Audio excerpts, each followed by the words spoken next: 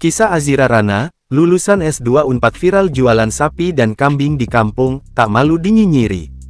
Kisah perjuangan seorang wanita lulusan S2 Universitas Padjadjaran Unpad Bandung, Azira Rana, cukup menyita perhatian publik.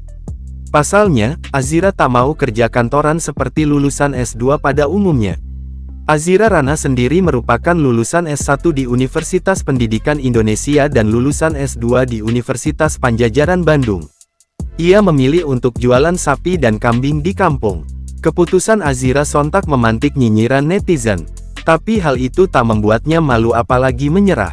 Menanggapi komentar nyinyir netizen tersebut, wanita tersebut mengungkap kisah perjuangannya hingga memilih berwirausaha daripada bekerja di perusahaan.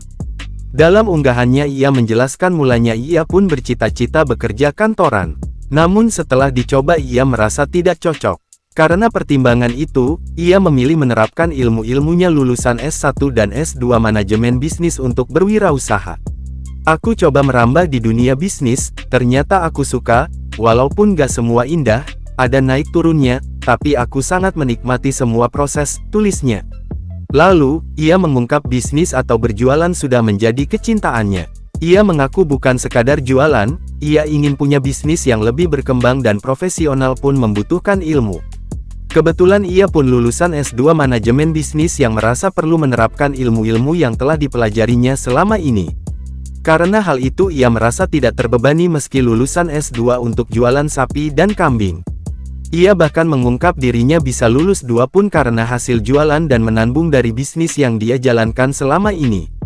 Maka dari itu aku coba daftar S2, hasil aku jualan dan menabung, dengan harapan ilmunya bisa diterapin ke bisnisku, aku yakin ilmu gak akan sia-sia kok, paparnya.